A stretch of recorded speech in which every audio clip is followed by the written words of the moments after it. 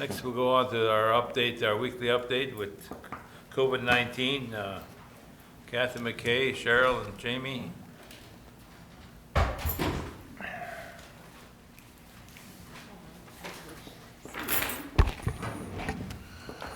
Good morning, Mr. Chair, Commissioners.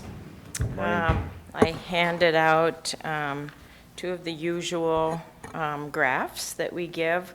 The first two-page one shows the Clay County positive cases as of 8/10 were 785. So again, as you see on the second page, you know how we track the confirmed cases, and that does change depending on when they get the data up, and sometimes it changes on the graph. So we try to keep that updated as much as we can, but 785, 40 deaths, so that's remained unchanged. And then on that little square box under Clay County, that 14-day case rate, we started tracking that. Minnesota Department of Health is using that as a tool for schools to help with the case rate per 10,000 people. And then the schools have a grid that they can use to track what that rate would be to determine whether they do hybrid or in-person learning only or all remote. So the number most currently that we have is 10.47. So if what the schools are looking at, if it's in-person learning for all students, it needs to be less than 10. So we're at 10.47, which really has dropped since they started tracking this in early May. In June, the numbers were low, but then it increased in June and July. So our last rate of July 12th through the 25th was 13.53, and now you see the rate at 10.47. So we share this with the schools. We've met with all of the K-12 schools, and so we're just watching the rate and keeping them posted, because that will be one tool they use for their, when they will determine what they do to begin with. They can always, because these numbers will change, and so they can always ramp up or pull back as they need to. Kathy, do they change this on every 7-day period or every day? Do they drop a day off and add a new day, or how does that work?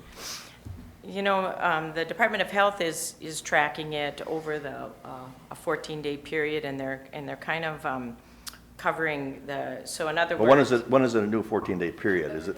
Yeah. Is every day a new 14-day period? Yeah, and we can change that. We look at it pretty regularly. We can Okay. even change it every week and look at, you know, that week and the. So a and day the drops days. off and a new day is added. Sure. So this number will be really evolving all the time. It'll change, but they're really looking for the consistent.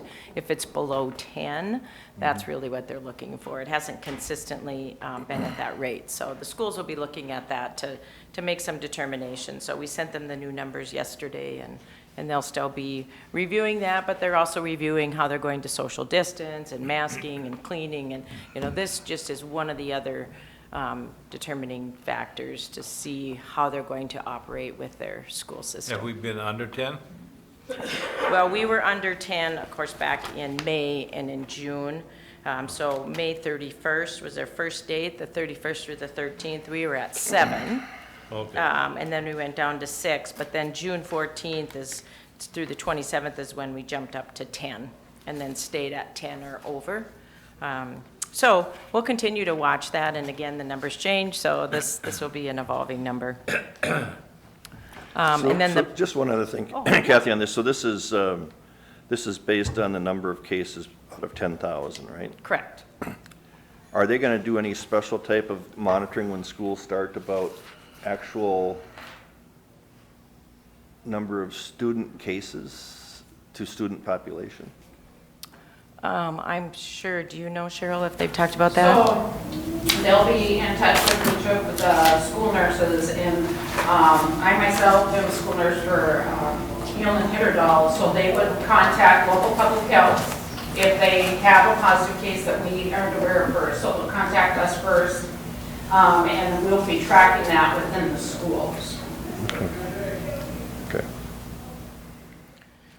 I was just wondering at what level will parents be notified of, you know, the likelihood of positive cases within? Well, weren't you talking, Kathy? Or maybe it was something I got from the schools. They had a huge listening session yesterday, so a lot of information just came out on the 3 different demographics. But that if there is a positive case in the school, that then state and or county would provide the work in terms of contact tracing. So the school's not taking their resources and spending time doing that. So the school's focus is really on the education piece. Right. And then if there are positive cases, then they work with the local agency and others. Yeah, that's right. And then if they see so many, you know, that's when they'll make some determinations about the impact of that particular school, if they see Okay, kind of yeah. a hot spot. Yeah, got to be a difficulty being a parent right now with Very making much so. the decisions. I don't know whether or not. I mean, a those parent of positive kids, cases students. have been attending in school, or are these positive cases distance learning, or hybrid, whether it's 50% of the students in the classroom. Right. All those variables. And another important issue too for families is that if there is a child in the school that either tests positive or has symptomatic symptoms and was diagnosed but not tested, then the whole family is quarantined. So that takes the other students out of school as well as the families for that 14-day period. So that too is going to be a struggle for parents. So. Yeah, it will be, and we're seeing it.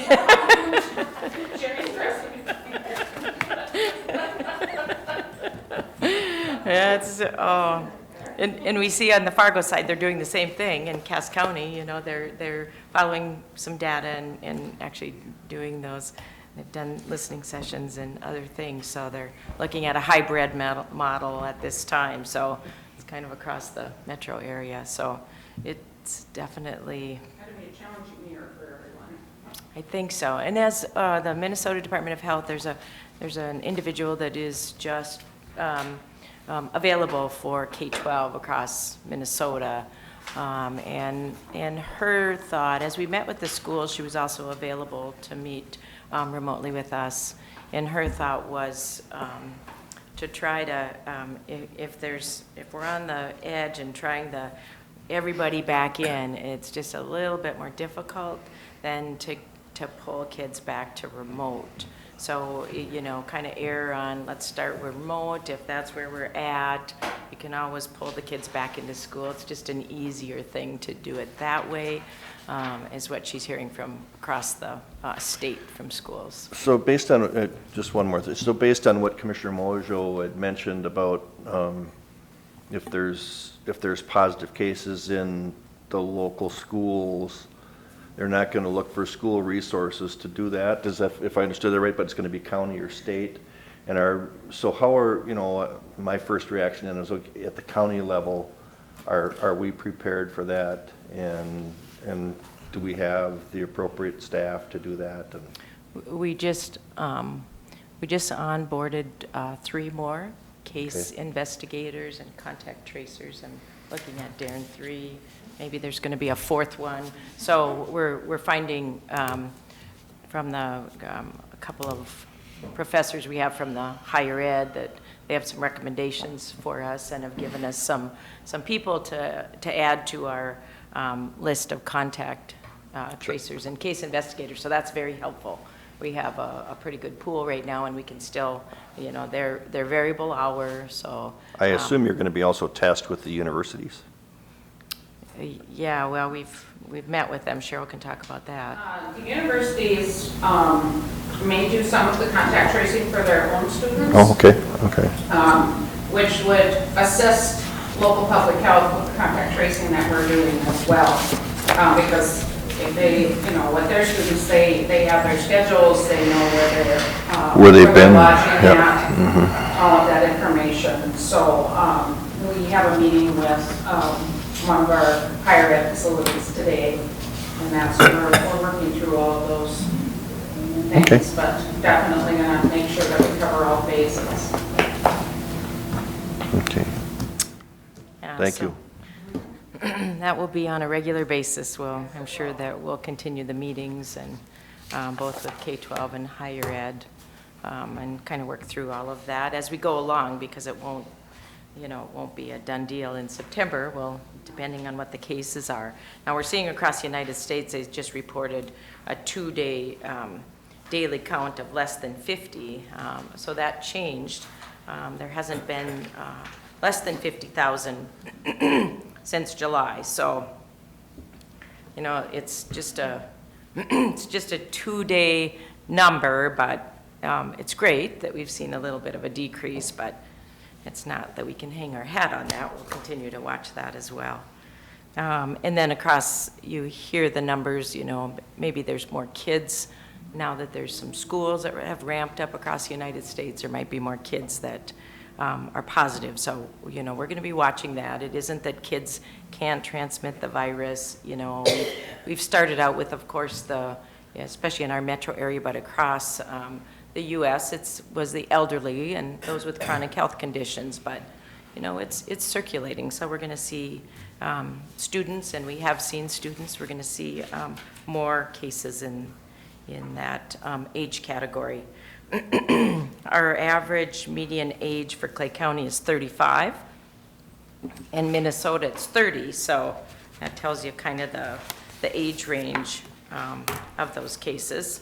And then on the back page, we also have a graph that lists how many in each of those age ranges too. So the 30 to 39, you see, is the highest in Clay County. That's the highest age range we have so far.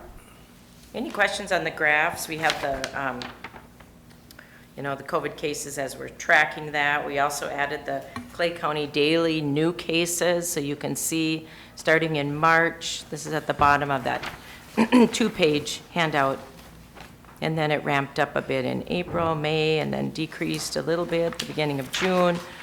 So it just fluctuates, and now in July, we're seeing a little fluctuation again. So just tracking those daily new cases.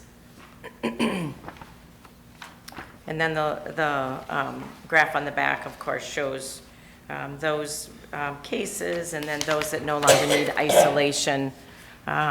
We do have, as we talked with Sanford a little bit, we don't have a breakdown of how many Minnesota hospitalizations, but there was 21 yesterday at Sanford, just COVID cases. There was 26, and then they discharged some, so there was 21, and there's just a few at Essentia. So the hospital systems in our metro area are well able to maintain those numbers of COVID cases. If they're discharged from the hospital, they quarantine for a while, or?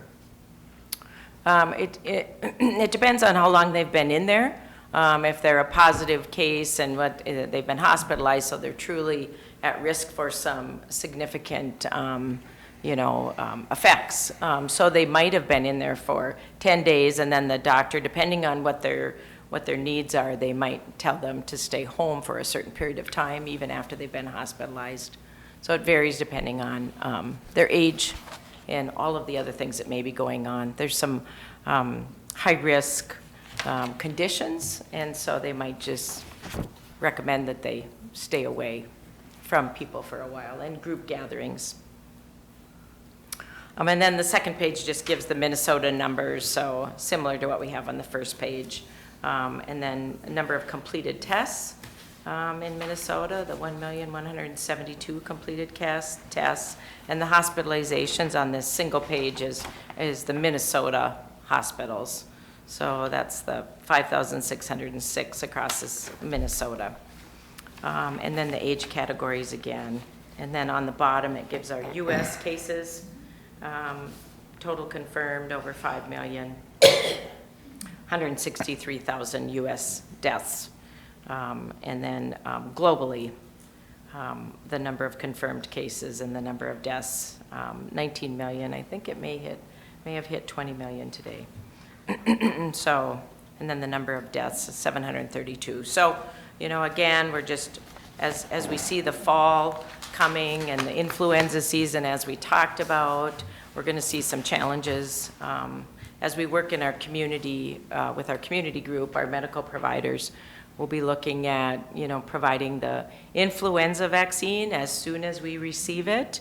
And we hope to get that out to the general public because that will be an important vaccine. It's always important. We always recommend getting the influenza vaccine, but really important this year as we look at when the COVID vaccine will be available. So we're really hoping to ramp up and get that influenza vaccine out to the mass population before we actually even get the COVID vaccine. So we'll be, it'll be a busy fall with vaccinations. So get your flu shots is what I'm saying. Get your influenza vaccine, and then we'll see when the COVID vaccine comes. Any questions on the data or any other questions that? I have a question in regards to the antibody testing. Is there any way that you are able to track those positives? Have you seen anything, Jamie, on the antibody? I personally haven't seen any data that we have available to us at this time, but I know that they are increasing opportunities for antibody testing. Well, I just think that that would probably be difficult to track if someone receives an antibody test having had symptoms in February. So there's nowhere that we're able to. Right, and the antibody testing is being done, and even if you donate blood, they'll do an antibody test at that time, so it is pretty difficult to track. We haven't been able to get those numbers. It's multiple places that are doing the antibody testing, but. Okay.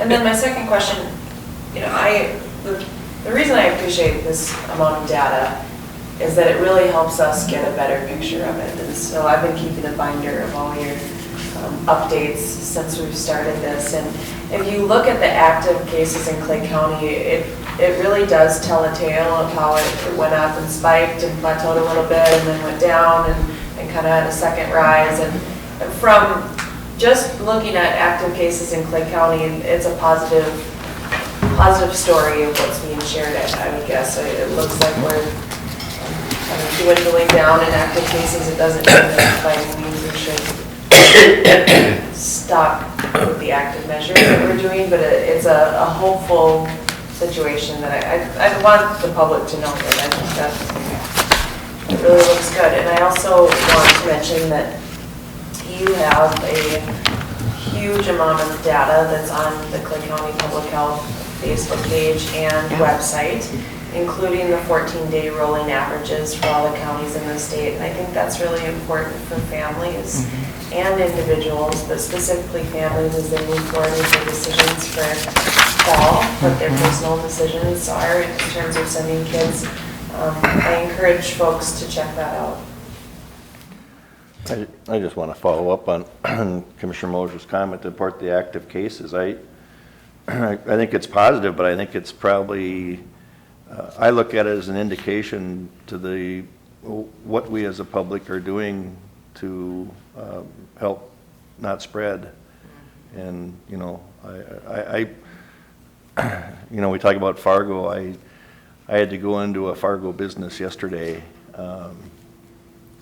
because I tried to get it here and I couldn't find it here. So I went and, 95% of the customers in that store were wearing masks too, in Fargo even. So I think that in our metropolitan area, it's working. And it's not to suggest that because we have a low active cases that we shouldn't stop doing what we're doing. Right.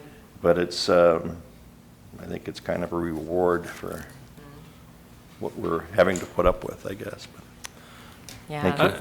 I was just thinking, unless you have a mass testing, I mean, people going and getting tested for COVID-19 are pretty much the ones that think they have it possibly, isn't it?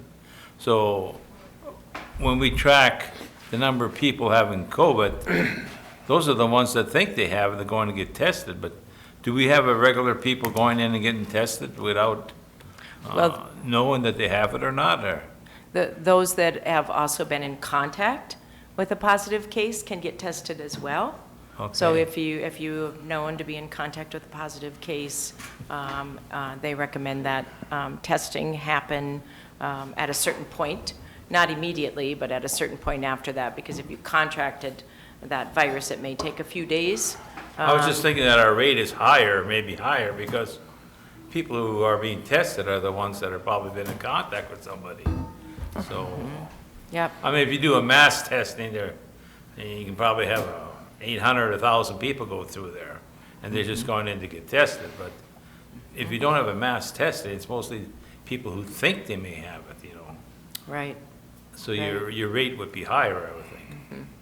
Well, yeah, and the health systems aren't doing the mass testing, clearly because, you know, you still don't want to mass test even those that have no symptoms or haven't been in contact with anyone, because of just the amount of testing equipment, and we know it probably will ramp up in the fall again. So mass testing hasn't been, you know, something that they're doing here in the metro area. So they have their criteria at Sanford and Essentia for their testing. Okay. And you could be tested and 3 hours later, you could run into somebody who was Right, positive. right. It's only as good as that point in time. So, yeah, that's the reality. It's just one point in time that you're tested, and you can still maybe develop those symptoms in 4 or 5 days. So, let's see, anything else that you guys have? One other note, basically, a lot of our high numbers at the beginning were our long-term care, and our long-term cares are doing a great job. They've stabilized. They're also, our state emergency operations center is doing more resources at the regional level, so they're shifting resources available. So they're doing N95 testing, they're having testing available, like they're closer to get them to them quicker. And so there's a lot of resources from the state level that are being geared up to support our long-term care as we go into fall. But also, Minnesota Department of Health just put out some guidance for visitation for our long-term care. And it's kind of a graded system too, if you're having positive staff or residents, they have more visitation. So they'll be kind of looking at that for their visitation as well for long-term care, recognizing that it's a hardship for them not to spend that time with their families. So I think early on, we didn't have the supports that we have in place now, and I think that will help them to going into the fall. Good.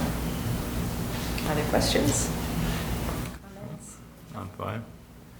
Ready, okay? Oh, thank you for the update then. Okay, thank you.